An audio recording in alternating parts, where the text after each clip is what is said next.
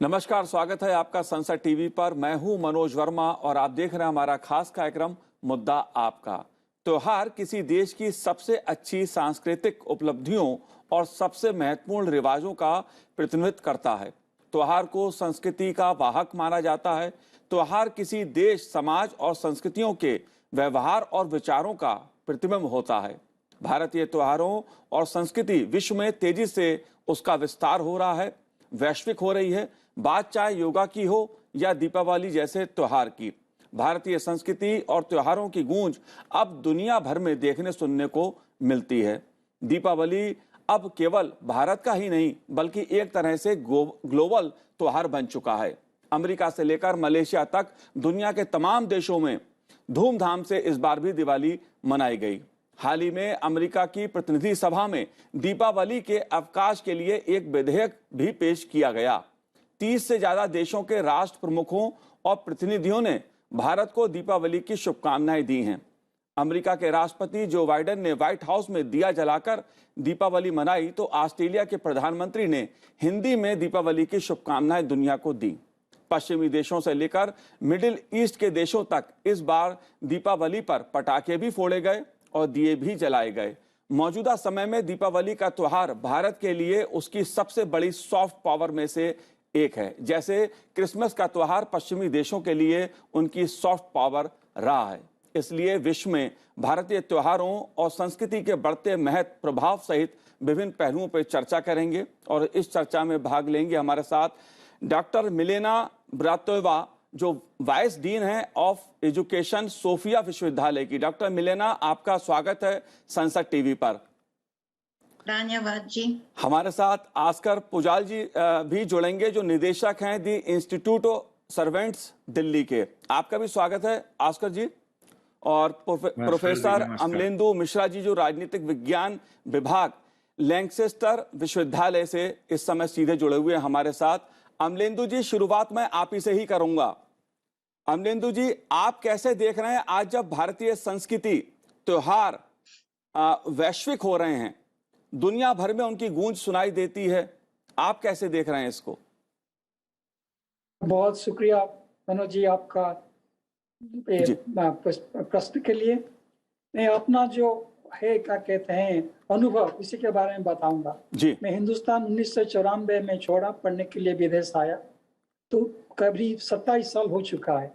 इसी 27 साल में मैंने देख रहा हूँ हिंदुस्तान का कैसे ज्यादा से ज्यादा बढ़ती जा रही संस्कृति की जो बात किया जा रहा है जी। तो 1994 में जो दिवाली का जो इतवार होता था, हम लोग उसको सेलिब्रेट करते थे। वो बहुत ही छोटा सा था, एक चर्च को हम लोग भाड़े पे लेते थे, उनका हॉल, और वहाँ कुछ गुजराती लोगों ने, कुछ बंगालियों ने, कुछ बिहार से, सब मिलके कुछ करते थे। बहुत छोटा सा ओकेजन रहता था जी। लेकिन अब देखा जाए 27 साल के बाद मैं देख रहा हूँ हर साल बढ़ता जा रहा है इसका इन्फ्लुएंस, इसका जो चाहत लोगों के पास, इसके लिए जो समझौता है वो ज्यादा से ज्यादा बढ़ता जा रहा है। इसका कारण क्या हो सकता है ये पूछना चाहिए। मैं बिलात में हूँ, मैं बिलात की बात करूंगा जी। बिल्कुल। तो बात ये हुआ कि हिंदुस्तानियों का एक पहचान है, ये आप जो बात कर रहे हैं ये इतवार की सिर्फ बात नहीं, हिंदुस्तानियों का एक पहचान भी है। इसके साथ साथ हिंदुस्तानियों ने सभी जगह अपने आप के जिस भी प्रोफेशन में है उसमें अच्छी काम करते जा रहे हैं, और उसके साथ वो जो लेके आ रहे हैं कल्चरल आर्टिफैक्ट्स जो कहते हैं उसके बारे में, तो उसका भी एक पहचान है। जैसे कि हिंदुस्तानियों का काम जैसा महत्वपूर्ण रहता है, उनका रीति रिवाज, उनका कल्चर की जो बात कर रहे हैं उसका भी इतना ही महत्व रहता है। तो इसी कारण के लिए पश्चिम में उसके लिए ज्यादा से ज्यादा प्रभाव आता रहा है, और लोगों ने देख रहे हैं कि दिवाली का जो महत्वपूर्ण है उसके बारे में क्या है, उसका अंत क्या है। अंत ये है कि ये हम लोग कर रहे हैं सेलिब्रेशन जो कर रहे हैं अच्छाई का बुराई के ऊपर। तो ये जो एक थीम है, यूनिवर्सल थीम है, शायद सभी रिलीजन में, सभी कल्चर में उसका है प्रेजेंस, लेकिन हमारी जो कल्चर है, हिंदू कल्चर में जो है, उसी कल्चर में उसका प्रभाव ज्यादा है। और वो जो there is a kind of connection जो कहा जाएगा, वो बहुत अच्छी तरह से पश्चिम में पहुंच रहा है। तो जब पश्चिम में हम जब देख रहे हैं जितने सारे परेशानी चारों तरफ लगा रहा है, और इसी माहौल में जो भाईचारे की बात, अच्छाई की बात, सच्चाई की बात, सभी तरह के खराब सोचों की दूरियां के बाद ये जो दिवाली का जो महत्वपूर्ण रखता है, ये सभी को भावना पर जी बिल्कुल। दिशा में लेते जा रहा है। जी अमलिंदु जी, जी बिल्कुल। आस्कर जी, मैं आपसे समझना चाहता हूं कि भारतीय संस्कृति जिस तरह से इस समय हम चाहे किसी भी त्योहार की बात करें, दीपावली की ही नहीं, हाल में दीपावली का पर्व पूरे यूरोप में लगभग मनाया गया, हर देश में मनाया गया। आप कैसे देख रहे हैं, आज हम बात कर रहे हैं कि भारतीय संस्कृति जो है वो वैश्विक हो रही है, इसकी क्या वजह, आप क्या वजह मानते हैं इसकी? सबसे पहले मैं कहना चाहता हूँ कि न केवल तो दीपावली तो की लोकप्रियता बढ़ गई विदेशों में जी, लेकिन होली का त्योहार भी होली भी खेला जाता है स्पेन में, बार्सिलोना में।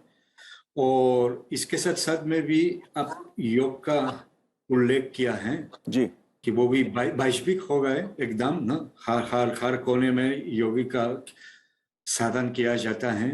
लेकिन मैं भी कहना चाहता हूँ कि इसके साथ साथ भी संस्कृत की लोकप्रियता भी बढ़ गई बहुत जी। आप समझ लीजिए कि संस्कृति से तो कुछ संबंध है ना, संस्कृत और संस्कृति ना, आप सोचिए ना। जी बिल्कुल। और क्यों आप कभी ऐसा सोचा कि संस्कृति का अर्थ क्या होता है ना? संस्कृति का अर्थ, और इसलिए भारतीय की संस्कृति पॉपुलर हो जाता है हर दुनिया में, कि संस्कृति की अर्थ यही है, वो तो संस्कृत धातु से बना होता है।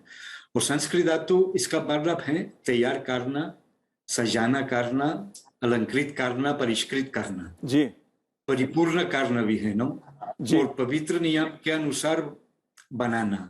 मेरा मतलब यही है कि भारतीय संस्कृति में कुछ अलौकिक चीज है, क्योंकि संस्कृति का मतलब यही है परिष्कृत करना और परिपूर्ण करना ना। और आजकल विशेष रूप से तो पाश्चात्य जगत में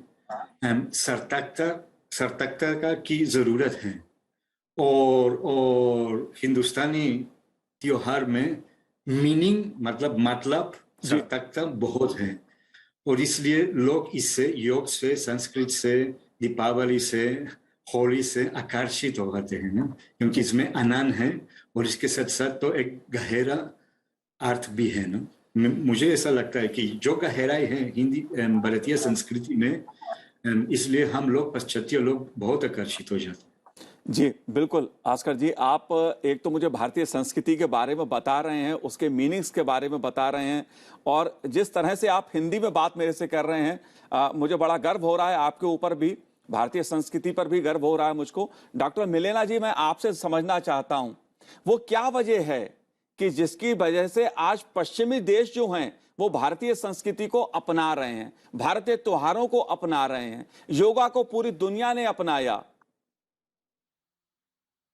तो सबसे पहले मैं ये बताना चाहती हूँ कि मैं संसद टीवी आपको बहुत आभारी हूँ कि आप लोगों ने मुझे इस कार्यक्रम में भाग लेने के लिए निमंत्रित किया।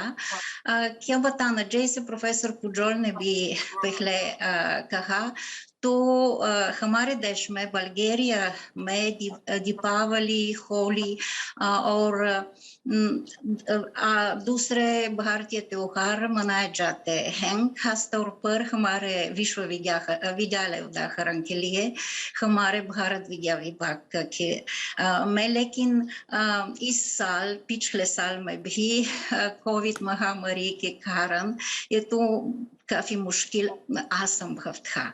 मैं सोचती हूँ कि एक कारण ये है, ये भारतीय संस्कृति की लोकप्रियता का एक कारण ये है कि भारतीय संस्कृति का ज्ञान आजकल के जीवन के संदर्भ में हमारे आधुनिक समाज के संदर्भ में काफी उपयोगी हो सकता है और इसीलिए यूरोप में बल्गेरिया में प्राचीन भारतीय संस्कृति के प्रति रुचि बढ़ती जाती है, मुझे ऐसा लगता है अंतिम दशकों में।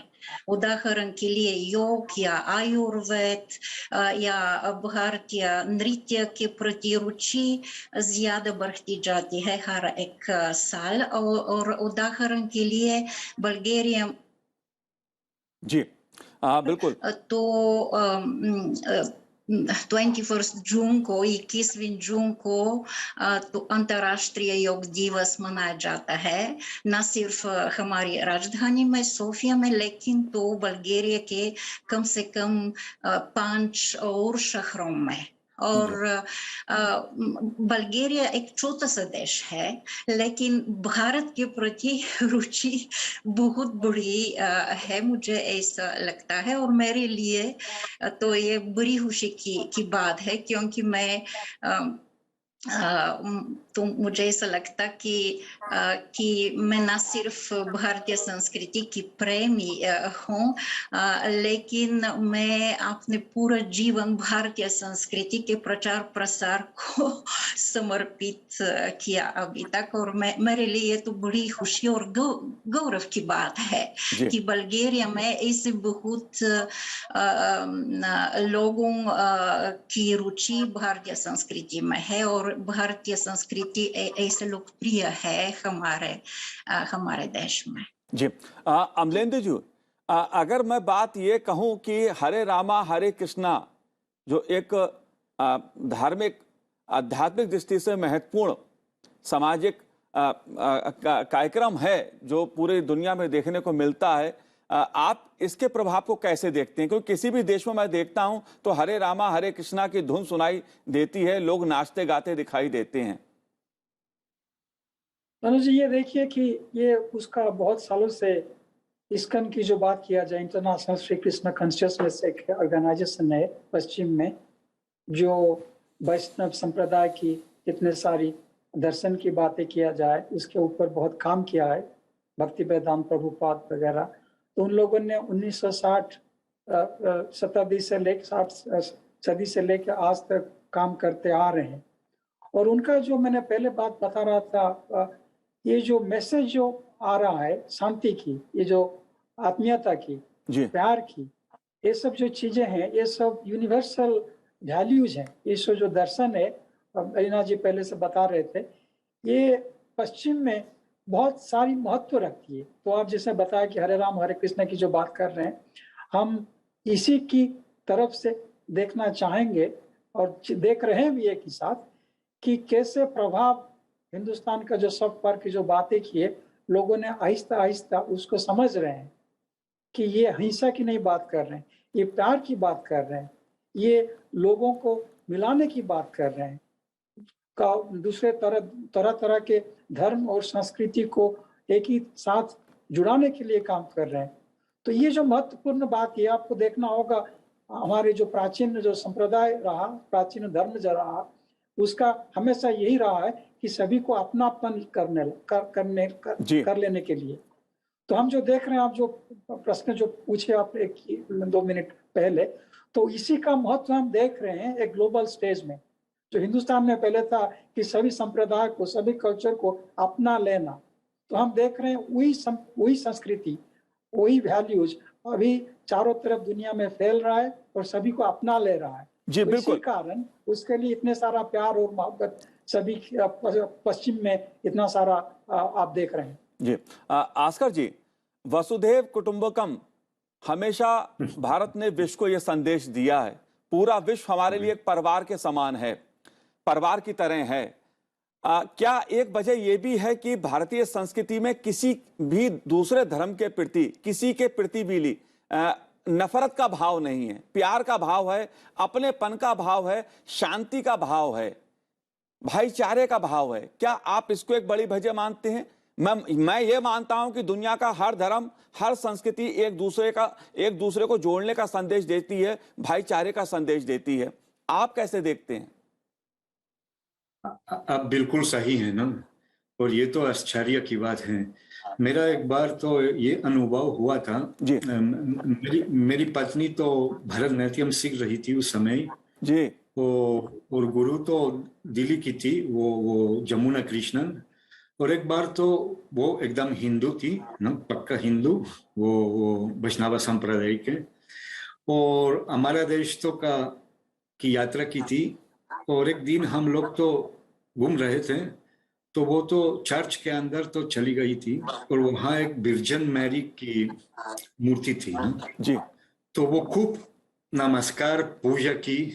वो क्रिश्चियन नहीं थी ना, लेकिन वो इस विर्जन मैरी की तरफ से उनका इतनी भक्ति हुई थी ना, मुझे आश्चर्य हुआ था ना, वो हिंदू होते हुए भी, क्योंकि उनके लिए बस यही तो देवी ही थी।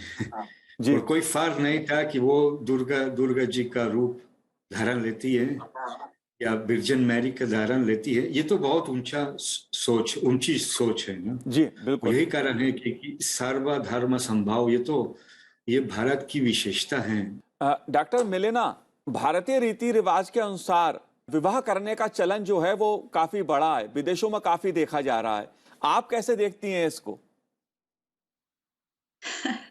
ये तो दिलचस्प प्रश्न है। जी या जैसे मैं पहले बताया, मेरे लिए हमेशा ही ये बहुत आकर्षक था और ये मूल्यवान था कि भारतीय लोग अपने परंपराओं की सुरक्षा कर रही हैं। और तो मैं सोचती हूँ ये तो यूरोपियन विदेशी लोगों की तुलना से बिल्कुल भिन्न है। मैं सोचती हूँ ये तो अजीब बात है एक यूरोपियन के लिए। उदाहरण के लिए मैं कह सकती हूँ कि इस विषय पर तो हम क्लास में हमारे विद्यार्थियों से चर्चा कर रही हैं अक्सर, और उनके लिए ये तो आश्चर्य की बात है। लेकिन सभी को ये भी तो सभी इससे प्रभावित हैं कि इस तो विवाह की रीति रिवाज तो शायद कैसा कहना, ये तो भारतीय समाज का आधार है मैं सोचती हूँ। और इसीलिए भारतीय जवान लोग इस रीति रिवाज को सुरक्षित करते हैं और उचित मानते हैं। और इसीलिए मैं सोचती हूँ कि ये परंपरा सुरक्षित होना चाहिए, शायद भविष्य के लिए। जी मैं सोचती हूँ, मुझे पसंद लगता है ये विवाह की रीति रिवाज। मैं आपसे ये भी जानना चाहता हूँ, आपने हिंदी जो है वो कहाँ से सीखी? आप हिंदी बहुत अच्छी बोल रही हैं।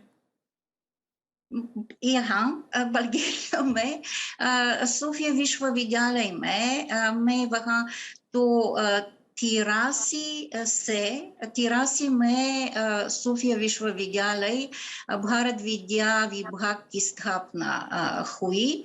और मैं वहाँ तो हिंदी, भारतीय संस्कृति आगे सीखने लगी। और इसके बाद तो वहाँ तो पढ़ाने लगी 5-6 सालों के बाद। और अभी शायद 30 सालों के आसपास मैं पढ़ाती रहती हूँ। हिंदी भाषा नहीं, खासतौर पर तो हिंदी साहित्य पढ़ाती हूँ और प्राचीन भारतीय साहित्य, वैदिक साहित्य। जी बड़ी बात है कि आप भारतीय प्राचीन वैदिक साहित्य, भारतीय वैदिक और साहित्य दोनों आप पढ़ाती हैं।